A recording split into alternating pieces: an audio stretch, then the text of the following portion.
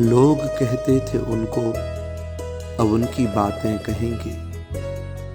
ये अश्रु अनुराग शीश सदा बहते ही रहेंगे।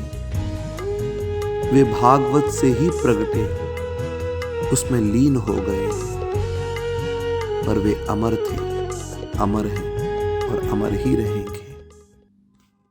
एक बार ज्ञानी और एक भक्त दोनों मिले आपस में, और दोनों जब मिले तो एक कहता है ज्ञानी, और भगतराज कैसे हो? बोले महाराज प्रभु की बड़ी कृपा है, बड़ा प्रभु का नाम लेते हो, चलो लो तुम्हारा इसी में कल्याण हो जाएगा। तुम्हें पता है भगवान हमारे बहुत निकट रहते हैं, ज्ञानियों के निकट भगवान बहुत रहते हैं।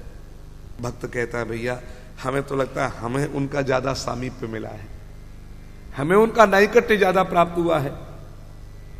अरे ना ना ना ना, ज्ञानी बोलता हम हमारे पास ग्रंथों का ज्ञान भरा पड़ा है, हमारे निकट भगवान रहते हैं। और भक्त कह रहा है हम भगवान के निकट ज्यादा रहते हैं। महाराज ध्यान देना, दोनों में कुछ अंतर है। जैसे एक बच्चा कहे कि माता पिता कहां रहते हैं? बोले हमारे साथ रहते हैं। एक बच्चा कह रहा है माता पिता हमारे साथ रहते हैं, और दूसरे बच्चे से पूछा तुम्हारे माता पिता किसके साथ रहते हैं? बोले हमें ये तो पता नहीं, लेकिन हम माता पिता के साथ रहते हैं। अंतर है दोनों में। एक कहता है कि माता पिता मेरे साथ रहते हैं, और दूसरा कहता है मैं माता पिता के साथ रहता हूं।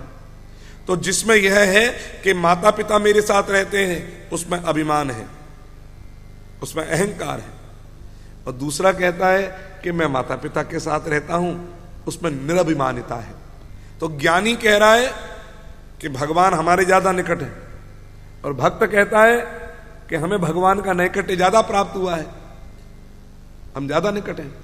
तो दोनों भगवान के पास चलते हैं। बोले चलो आज भगवान के पास ही फैसला हो जाए कि भगवान का तुमसे क्या संबंध है और हमसे क्या संबंध है। दोनों एक साथ आए तो भगवान भी बेचारे सोच में पड़ गए कि आज महाराज सूरज और चांद दोनों एक साथ कैसे आए। आकर के भगवान के चरणों में दोनों ने प्रणाम किया।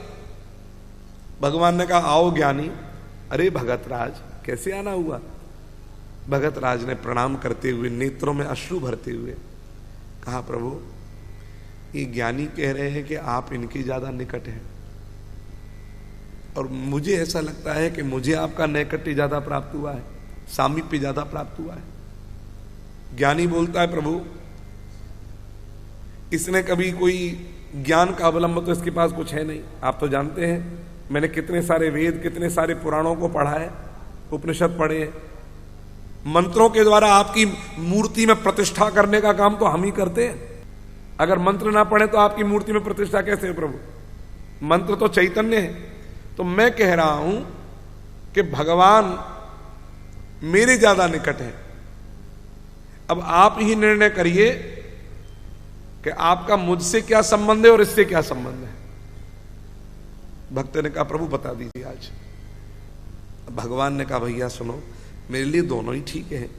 जैसे एक पिता के दो पुत्र हों और पिता से कोई पूछे कि आपको कौन ज्यादा प्यारा है, तो पिता क्या कहेगा?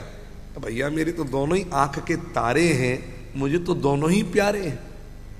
ज्ञानी बोला प्रभु डिप्लोमेटिक आंसर मत दो, एकदम स्पष्ट बोलना पड़ेगा। तो भगवान ने कहा सुनो भैया भगतराज, ये जो ज्ञानी है ना, हाँ, ये मेरी आत्मा है। जैसे ही सुना ज्ञानी ने वो तो बहुत प्रसन्न हो गया, और भगतराज आंख में आंसू भरकर ठीक है प्रभु बड़ी कृपा, प्रणाम प्रभु चले अब हम। भगवान ने कहा कहां जा रहे हो? अब और सुनने को रह क्या गया है? इतना ऊंचा स्थान तो आपने इनको दे दिया, हम तो चरणों में ही हैं। अरे पहले पूरी बात तो सुन ले। बोले क्या? बोले ज्ञानी मेरी आत्मा है लेकिन भक्त मेरा परमात्मा है। ज्ञानी और भक्त में अंतर क्या है? ज्ञानी बड़ा बेटा है, भक्त छोटा बेटा है। बेटा बड़ा हो जाए तो माता पिता का ध्यान रखता है, और बेटा छोटा हो तो माता पिता उसका ध्यान रखते हैं। ज्ञानी अपने ज्ञान के बल पर हमारे लिए सिद्धांत और मंडन का करता है, मंडन का सिद्धांत बनाता है कि भगवान है, भगवान है, और कई कई प्रमाण के श्लोकों को, वेद के, पुराण के श्लोकों को, मंत्रों को कह करके हमारी प्रतिष्ठा करता है। नास्तिक समाज में भी ये बड़ा बेटा है, ये हमारा ध्यान रखेगा, लेकिन भक्त मेरा छोटा बेटा है, उसका ध्यान तो हमको ही रखना है। इसलिए भक्त हमारे ज्यादा निकट है।